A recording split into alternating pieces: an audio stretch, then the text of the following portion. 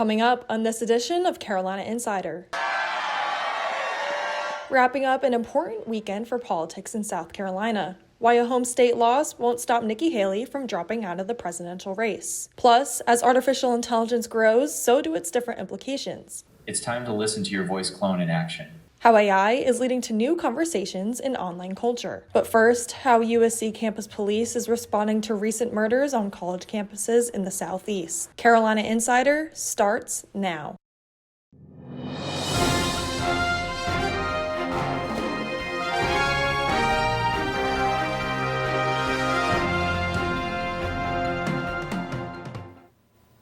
Hello, and thank you for joining us. I'm Grace Berkery. Our top story today, students across America are thinking about safety following the deaths of 4 students on college campuses. Closest to home, a student was murdered on UGA's campus.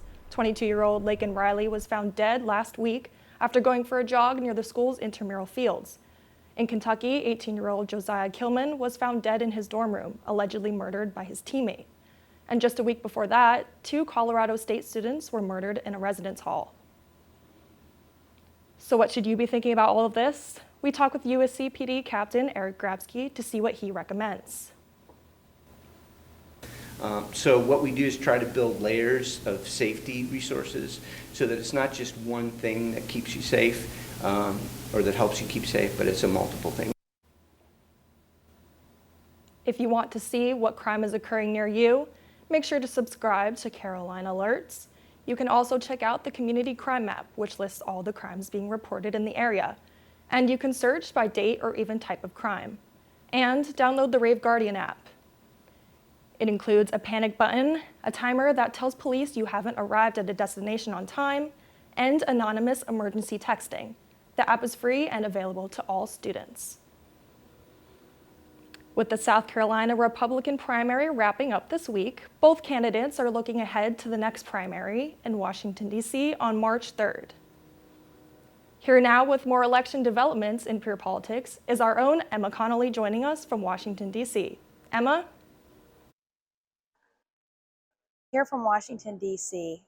With Donald Trump recently winning the South Carolina Republican primary, the search is now on for who might be his running mate for vice president in the 2024 general election if Trump is to win the Republican nomination. Tim Scott, one of South Carolina's senators, is currently a top candidate, and other Senator Lindsey Graham is in support of Scott as Trump's vice president.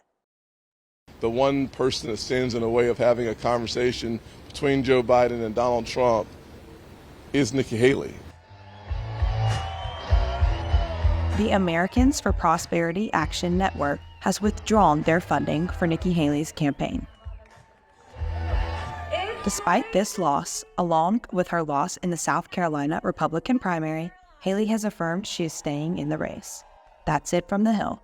Back to you in the studio. Thanks, Emma. Media networks from across the nation flocked to Columbia over the weekend to cover the primary. Friday night, CNN used our greenhouse studio at the School of Journalism, going live right here from campus. Then, Saturday, Fox and Friends host and USC alumni Ainsley Earhart went live from the Lizard's Thicket on Elmwood Avenue.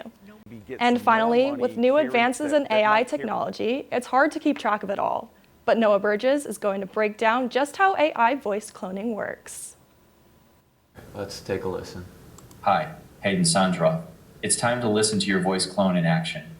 Your voice clone opens up a world of possibilities. That is so weird. Imagine using it for audiobooks, podcasts, that actually sounds like or me. even What you just heard was USC student Hayden Songeroff listening to an AI voice clone of himself. Voice cloning technology has been on the rise in recent years, with the global market value expected to rise above $11 billion by 2032.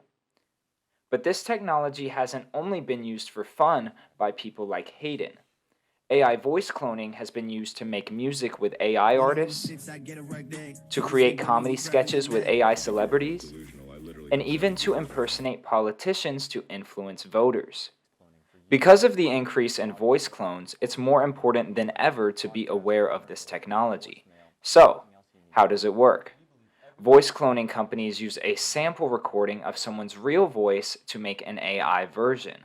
Speechify stresses the importance of getting consent to clone someone's voice. But unfortunately, that does not always happen. Voice clones have been misleading people online.